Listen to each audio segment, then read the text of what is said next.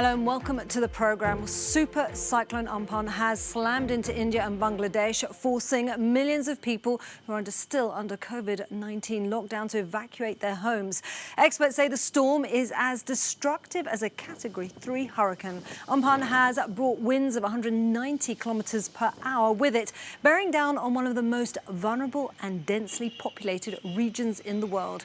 Over 2.5 million people have fled the coastline, but social distancing measures have complicated evacuation efforts.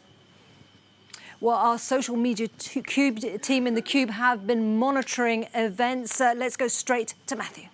Yes, Isabel, this cyclone has come at a particularly treacherous time for the region during the coronavirus pandemic.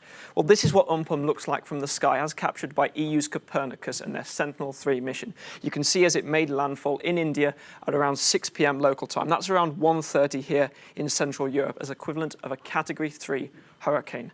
Now, we know that the effect it's had on Kolkata, and indeed, if we have a look at SnapMap, that's a tool developed by Snapchat. You can zoom in on the region and see some of the videos that people have captured there. This is what Amphan has done to the region. You can see water overflowing into the streets, some areas being flooded with darkness because electricity has been cut off. Indeed, some residents say it is like a bulldozer has torn through coastal villages. Now, we know that Amphan is due to make landfall later in Bangladesh, and the region there has been prepared for this because this part of the world, in India and Bangladesh, the Bay of Bengal, they are used to tropical storms at this time of year, but human loss has been declining in recent years due to preparedness and evacuation shelters.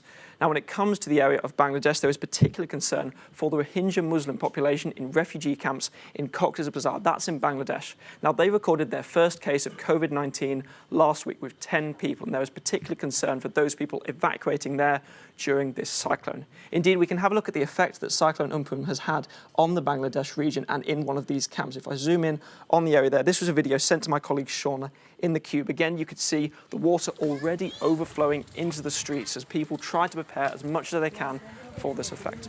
Now, we know, speaking to humanitarian workers on the ground there are roughly 70,000 in the region trying to help with the evacuation, but this has been complicated during the COVID-19 pandemic. Many people are not following health sanitary recommendations as they try to evacuate, despite the fact that Bangladesh say they have launched more than 3 times as many evacuation shelters in the region. But speaking to us here at Euronews earlier this afternoon, the Red Crescent Society say they are putting immediate emphasis on this evacuation.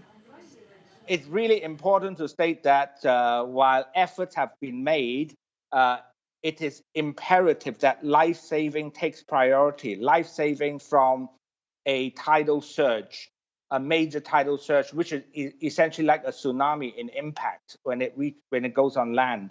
So it is a difficult balancing act, and the life-saving took place, and we have done whatever we can.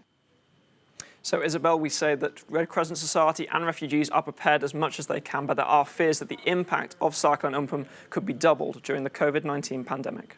A desperate situation. Matthew in the Cube, thank you.